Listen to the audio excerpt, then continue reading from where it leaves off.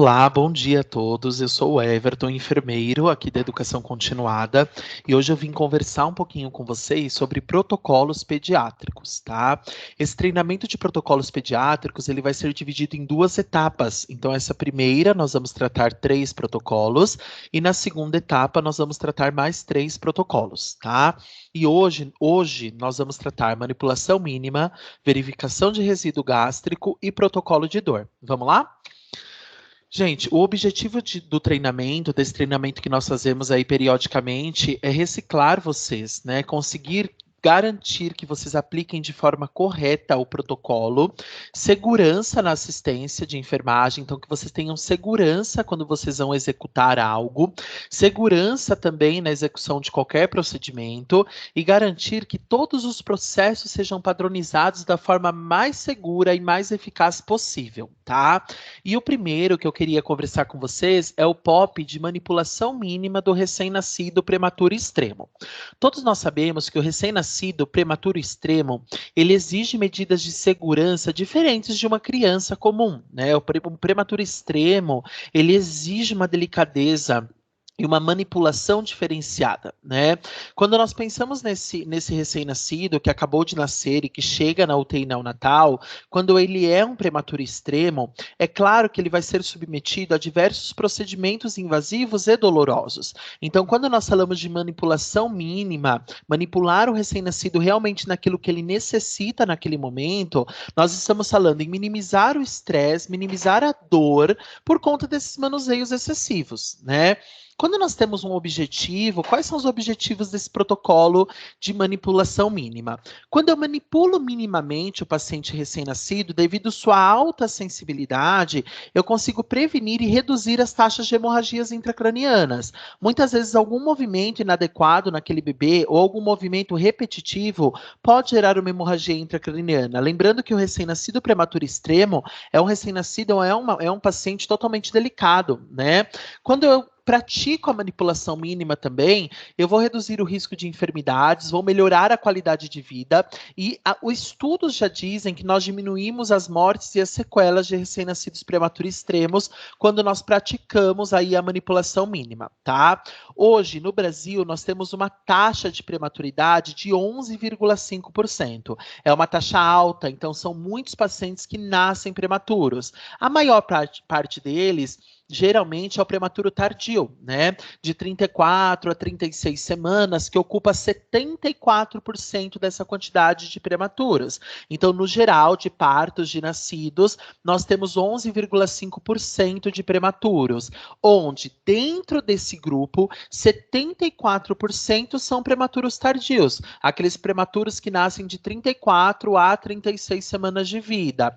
A taxa de prematuridade espontânea, que é aquela prematuridade que acontece porque tem que acontecer por algo fisiológico ou patológico do corpo, é de 59%. Já a terapêutica, que são os partos prematuros induzidos, envolve aí 41%. Então, 59% dos partos prematuros são espontâneos e 41% são terapêuticos. Terapêuticos quando tem a necessidade de induzir um parto prematuro. E a nossa taxa de cesariana de prematuridade é de 90%. Então, 90% dos bebês que nascem prematuro, a modalidade de parto dele vai ser o parto cesariano. Tá? Lembrando, gente, que nos países desenvolvidos a taxa de prematuridade é de 30%, né? Então, nosso objetivo aí seria chegar nessa taxa, ou até menor que essa taxa de prematuridade dos países mais desenvolvidos, né? Quais são os bebês que vão ser inclusos no protocolo de manipulação mínima, né? Aqueles bebês que nascem com peso igual ou menor a 1.500 gramas, que é 1,5 kg. Então, aqueles bebezinhos que nascem com menor peso de 1,5 kg ou abaixo de 33 semanas, ele já tem critério de inclusão dentro do protocolo de manipulação mínima. Lembrando, fazendo uma revisão rápida com vocês, quais são as classificações desse prematuro? Nós temos o prematuro limítrofe, que é aquele nascido entre 37 a 38 semanas. Temos o prematuro moderado, que é nascido entre 31 a 36 semanas, e temos o prematuro extremo, que é aquele nascido de 24 até 30 semanas, né? Lembrando que esse prematuro extremo, de 24 até 30 semanas, a taxa de sobrevida dele é menor comparado aos outros, devido todas as intercorrências dessa imaturação, tá? A chance de morte neonatal, ela é maior, né, em idades gestacionais precoces do que em recém-nascido termo, né? Então isso é óbvio. O bebê recém-nascido prematuro, ele tem muito mais risco de morte neonatal. Tá? Quando nós falamos de bebês com peso inferior a 1.500 gramas, o risco de complicação neurológica é 20 vezes maior. Então, um bebê termo comparado a um bebê prematuro de 1.500 gramas, 1,5 kg ou abaixo, esse bebê prematuro ele tem 20 vezes maior chance de complicação neurológica, tá? E quando nós falamos desses bebês, um fato muito curioso que acontece é que esses bebês que são prematuros, eles têm internações hospitalares recorrentes no primeiro ano de vida. Então, geralmente, são 3 ou 4 vezes a mais do que uma criança que nasceu saudável, sem prematuridade, né? Então, isso é uma curiosidade importante para saber que o prematuro, ele não requer aquela atenção só no início da sua vida. Até o primeiro ano de vida, ele pode desenvolver 4 ou 3 vezes mais doenças que requerem internação do que os bebês que nascem ali a termo, né? Quando nós falamos do protocolo de manipulação mínima, nós estamos falando que esse bebê, ele vai poder tomar banho mesmo, após 14º dia de vida. Então, ele fica 14 dias apenas na higiene e só a partir do 14º dia, sem indicado, ele vai tomar banho. Existem bebês que não vão tomar nem após o 14º dia. Depende muito da avaliação médica, né? Mas no protocolo, esse bebê que é incluso no protocolo, independente de ganho de peso, ele vai ser indicado esse banho apenas após o 14º dia de vida, tá? A mudança de decúbito dele também é diferenciada. Nós não vamos mudar decúbito desse paciente a cada 4, a cada 2 horas. Esse bebê, por requerer uma manipulação mínima, a mudança de decúbito dele vai ser a cada 8 horas, tá? O bebê não é pesado na primeira semana de vida. A fralda é trocada a cada 6 horas, nas primeiras 96 horas de vida. A temperatura corporal, ela é feita através do mensurador cutâneo, então nós evitamos o uso do termômetro axilar, até pela manipulação desse bebê desnecessária. É melhor que ele fique ali com o mensurador cutâneo, que vai mostrar em tempo real a sua temperatura. O oxímetro, ele é rodiziado a cada 2 ou 2 horas, mas não utiliza a fita adesiva diretamente na pele. Precisa usar a placa de hidrocolloide extra fina, que protege a pele, e por cima se coloca o oxímetro. Então, se usa a placa de hidrocolloide, coloca o oxímetro e passa a fita por cima da hidrocolloide. Nós não usamos diretamente. Por quê?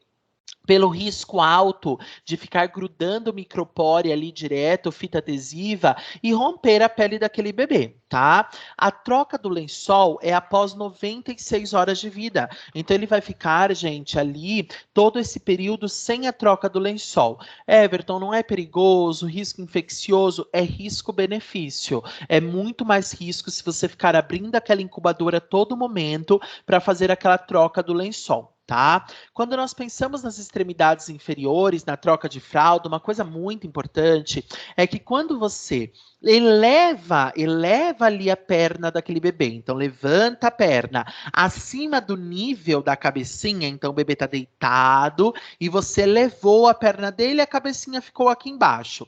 Automaticamente você tem um aumento brusco do fluxo sanguíneo cerebral. Todo aquele líquido que estava na perninha acaba descendo para o cérebro e pode ocasionar hemorragia intracraniana, e todas as consequências dessa hemorragia são vivenciadas por esse recém-nascido. Então, durante a troca da fralda, nós não elevamos essas pernas para o alto, pelo risco de que quando você eleva, você aumenta o fluxo da cabecinha. Então, você precisa manipular esse bebê, manipular esse recém-nascido com cuidado aí, superior na troca de fralda, tá? Quando nós precisamos manusear o bebê, bebê, nós podemos aguardar o exame físico médico, agrupando os cuidados. Então, eu preciso fazer a troca. O médico está para passar, a enfermeira vai passar visita, fisioterapeuta vai passar visita. Vamos combinar de agrupar o cuidado. Vai o médico, o enfermeiro, o físio, eu já aproveito e entro, já faço aquela troca, já faço aquela higiene, porque dessa forma, agrupando os cuidados, eu diminuo a manipulação excessiva e eu garanto o protocolo de manipulação mínima, tá? O lençol extra dentro da incubadora, então quando nós pensamos ali na perda de calor, se eu preciso abrir a incubadora por algum motivo, se eu deixo um lençolzinho extra lá dentro, eu coloco minha mão pela portinhola, cubro aquele bebê e em seguida abro a incubadora. Por quê? Quando eu cubro esse bebê, eu evito a perda de calor e consequente perda de caloria, tá? Quando nós pensamos no diafragma do estetoscópio, gente, é algo muito simples, que as pessoas em alguns momentos não praticam, mas que é muito importante. O diafragma ele tem que estar aquecido, tá? O diafragma frio, além de causar aquela sensação ruim no bebê, esse diafragma frio faz com que ele perca calor. Então, quando vai colocar o estetoscópio para examinar aquele bebê, nós precisamos deixar ele quentinho. Então, o que nós costumamos fazer, né? O que o protocolo pede? Que o diafragma fique dentro da incubadora, porque quando ele for auscultado, você consegue estar com aquele diafragma quente.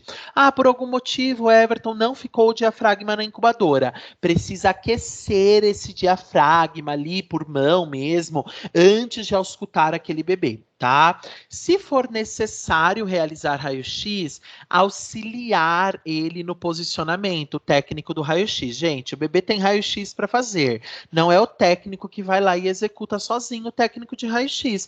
Tem que ir um técnico de enfermagem, evitando a extubação acidental. Essa manipulação excessiva pode ocasionar na extubação acidental, tá? Quando nós pensamos nos procedimentos, tem que ser breve, rápido, certeiro, para evitar o choro, o tremor. Quando o bebezinho começa com o chorinho, tremer o queixo, levanta a sobrancelha, o músculo fica mais rígido, inquieto, significa que ele está com dor, ele está estressado. O estresse, ele vai trazer malefícios para esse bebê nesse processo de maturação, tá? E quando nós pensamos na hora do soninho, precisa deixar esse bebê dormir em 3 períodos, tá? Então esse bebê ele precisa de hora do sono, com a luz apagadinha, aquela sensação de silêncio. Ele precisa descansar os 3 períodos, porque esse bebê, gente, o bebê recém-nascido, ele passa mais tempo dormindo do que acordado. Ele precisa desse momento para o corpo dele se desenvolver como tem que se desenvolver, tá? Nós precisamos manter o controle da temperatura da incubadora, então precisa ficar ali com controle da incubadora, né? Então esse bebê, ele precisa ter o controle, a temperatura precisa estar bem controlada, quentinha para ele. Os óculos, não esquecer dos óculos de fototerapia, se necessário, que é feito com elástico do gorro, malha tubular ou atadura, né? A saturação tem que manter ali entre 90 e 95. Lembrando, gente, que se eu subo muito a saturação, na prematuridade eu tenho risco de retinopatia. Eu não posso fazer uma hiperoxigenação. Então, esse bebê ele vai ficar com saturação de 90 a 95. Nós não vamos pensar ali numa saturação acima de 95, pelo risco de retinopatia pela hiperventilação, pela hiperoxigenação. Mas também nunca abaixo de 90, porque quando nós temos ali uma baixa saturação, esses bebês correm um risco altíssimo de enterocolite necrosante e mortalidade. Fora pela hipóxia, ele pode, através dessa diminuição de oxigênio, não ter uma oferta adequada intestinal e ele tem uma enterocolite necrosante, tá? Então, quando nós pensamos nessa saturação, é sempre de 90 a 95. protetor auricular na primeira semana de vida, com algodãozinho, touca de tecido, para ele não se incomodar com os ruídos, né?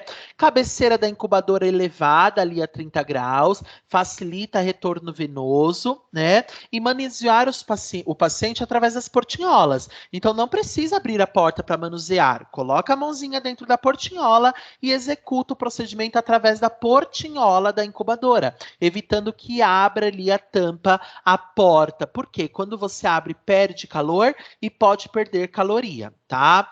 Procedimentos dolorosos têm que ser em dupla, né? Então, dupla que realiza, 2 profissionais, né? O ideal seria 2 profissionais realizando pela segurança. Lembrando da sucção não nutritiva, pode colocar glicosinha lá, se tiver prescrito pelo NEL, né? Então, nós pingamos ali 1, 2 gotinhas na cavidade oral. Lembrando que apenas nos procedimentos dolorosos, como destro, PKU, coleta de exames, vacinas e curativos, né? Manter o isolamento de contato na admissão da UTI neonatal, todos aqueles recém-nascidos abaixo de 1,5 kg ou abaixo de 33 semanas, né? Então, 96 horas de isolamento de contato desse paciente na unidade de terapia intensiva. Tudo bem? Emendando aí, falando realmente de neonatal, continuando a parte de neonatologia, lembrando vocês que nós temos o protocolo de aspiração de resíduo gástrico do paciente neonatal, né? Quando nós pensamos nesse protocolo de resíduo gástrico, é aquele bebê que você necessita, é importantíssimo esvaziar o estômago dele antes da oferta da próxima dieta. É claro, gente, que necessita estar prescrito pelo médico. Então, o esvaziamento gástrico vai estar prescrito pelo médico, né? E quando nós pensamos nesse esvaziamento gástrico, a idade gestacional, ela vai ser inferior a 33 semanas. Então, aqueles bebezinhos com idade gestacional inferior a 36 semanas, ou aqueles neonatos que apresentam distensão abdominal, vômitos, bradicardia, apneia, quando tem presença ali na prescrição médica, porque também, gente, a prescrição médica ela vai ser soberana. Mesmo que você não tenha todos esses itens, que não seja inferior a 33 semanas, não está distendido, mas se estiver prescrito que precisa verificar o resíduo gástrico, ele deve ser verificado. O grupo mais comum são bebês inferior a 33 semanas, distensão abdominal, vômitos, bradicardia, apneia ou os que estão prescritos pelo médico, tá? Na sequência ao procedimento, nós temos que lavar as mãos e reunir todo o material necessário. Lavei a mão, deixei o decúbito elevado ali nos 30 graus, conecto a seringa, injeto 1 ml de ar. Mandei 1 ml de ar para dentro, ausculto com estetoscópio para saber se está no local certo. Beleza, está no local certo? Aspiro lentamente o resíduo gástrico até a total retirada. Comunico o enfermeiro, se caso não apresentar resíduo gástrico, oferta a dieta conforme prescrição médica. Agora, se apresentar, vai comunicar o enfermeiro e juntos nós vamos definir o que vai ser feito. O protocolo, ele diz que se aquele volume que você aspirou for inferior a 50% da dieta anterior, né, aspecto leitoso ou salivar, que são os aspectos esperados mesmo, nós readministramos esse volume aspirado e descontamos da dieta atual. Então, vamos lá. Em qual momento eu vou fazer isso, Everton? Antes da dieta. Chegou o momento antes da dieta, fui até o quarto do bebê, até o berço, peguei a seringa de 1 ml, injetei ar, auscultei, está no local correto. Aspirei. Foi 40 ml de leite injetado na dieta anterior. Está prescrito 40 ml de leite. Quando eu aspirei, veio 10 ml. Se a quantidade é inferior a 50%, gente, então vamos lá. Era 40, 50% era quanto? 20. Se eu aspirei 10, é menor que 50%? É menor que 50%. Então, o que eu faço? Eu readministro esses 10 e desconto da dieta atual. Ao invés da dieta atual correr 40, vai correr 30, porque eu descontei os 10 ml que eu readministrei. Agora, Everton, eu fui lá, foi administrado 40 e na hora de aferir o resíduo gástrico veio 30. Está acima de 50%? Metade? Está acima da metade. Comunico o enfermeiro e as condutas nós vamos ver agora, tá? Agora, se foi menos que a metade do que foi administrado, readministramos e descontamos o volume da dieta atual, tá? Se for maior, bilioso ou hemorrágico, pausa a dieta, mantém jejum e comunica o enfermeiro.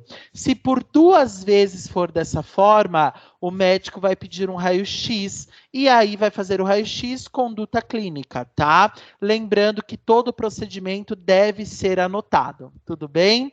E aí, ainda falando de neonatologia, na nossa última etapa, nós falamos do protocolo de dor. Gente, quando nós falamos de protocolo de dor, é conseguir garantir que nós, da enfermagem, consigamos tomar medidas ambientais, comportamentais e medicamentosas, em algumas vezes, para garantir a prevenção e o alívio da dor daquele bebê, tá? Lembrando que, quando nós pensamos em crianças mais chorosas, significa que ela está sentindo algum desconforto, né? Muitas pessoas acham que o bebê não sente a dor como o adulto. Sente sim, ele não manifesta, né? Ele não consegue falar para você, ele manifesta do jeitinho dele. Mas da mesma forma que um adulto sente a dor quando é submetido a um procedimento invasivo ou doloroso, o recém-nascido, ele também tende a sentir. E quando ele vivencia, quando ele experimenta essa dor, esse sentimento de dor, ele vai manifestar pela face, pelo choro, pela rigidez, e é o momento da enfermagem garantir de forma humanizada uma assistência livre de danos, né? Garantir que aquele paciente, ele tenha o alívio da dor, que eu não provoque dano e que de forma humanizada e empática eu melhore aquela situação, tá? Existem medidas não farmacológicas e existem medidas farmacológicas. As não farmacológicas é quando eu controlo a luz forte, diminuo a luz, diminuo o ruído, racionalizo a manipulação, agrupo. Lembra quando a gente falou de manipulação mínima? Vamos agrupar os cuidados, racionalizar um pouco essa manipulação. Estimula o uso de catéter central. Por que estimula o uso? É claro, gente, que o uso deve ser quando é indicado, mas estimular o uso do catéter é coletar o exame pelo catéter, evitar múltiplas picadas, tentativas de acesso venoso, não tem condições de acesso, necessita de terapêutica, precisa partir aí para uma outra terapia, para um PIC, para um catéter central. Então, estimular o uso para evitar essas múltiplas picadas e o sentimento de dor. Diminuir as fitas adesivas, lembrando que fita gruda e quando solta pode machucar, né? E promover sempre que possível aquele contato pele a pele, deixar o bebezinho perto dos pais, próximo dos pais, sentindo calor. Isso é uma medida não farmacológica. E já a medida farmacológica é aquela prescrita pelo médico, paracetamol e dipirona, que são os analgésicos ali não opioides, morfina e fentanil, analgésicos opioides, e a ENLA para fazer uma anestesia local antes de picadas e procedimentos dolorosos, tá? Quando nós falamos de dor, a dor ela tem que ser avaliada e no recém-nascido ela é avaliada através da escala de NIPS, tá? Então a escala de NIPS é a escala de avaliação da dor. Então todo recém-nascido, todo neonato é aplicado essa escala e ela vai ali de encontro com 6 parâmetros. Expressão facial. Se está relaxada, a pontuação é 0. Se está contraída, a pontuação é 1. Choro, se está ausente, é 0. Se tem resmunguinhos, é 1. Se é um choro vigoroso, é 2. Respiração, se está relaxada, é 0. Se está alterada, é 1. Braços, se estão relaxados, é 0. Se estão fletidos ou estendidos, é 1. Pernas, se está relaxado, é 0. Fletidas ou estendidas, 1. Se está dormindo, é 0. Se está desconfortável, é 1. Faço a somatória e vou tomar a minha conduta. Pontuação de 0, sem conduta. De 1 a 2, não farmacológicas. De 3 a 5, não opioides, que é a dipirona e o paracetamol. De 6 a 7, opioide, que é a morfina, tá? Ou fentanil, né? E aí, como que eu faço essa pontuação, Everton? Bebezinho tá com a face contraída, dei 1. Não tá chorando, 0. Respiração relaxada, 0. Braço relaxado, 0. Perna fletida ou estendida demais, é 1. Já foi 1 da expressão e já foi 1 da perninha. E o estado de consciência está desconfortável, é 1 também. 1 da expressão, 1 da perninha e 1 da consciência, 3. Vamos na escalinha? De 3 a 5, analgesia não opioide. Qual é a não opioide? Paracetamol e dipirona. Isso tudo faz parte do protocolo e é realizado concomitante à prescrição médica, certo?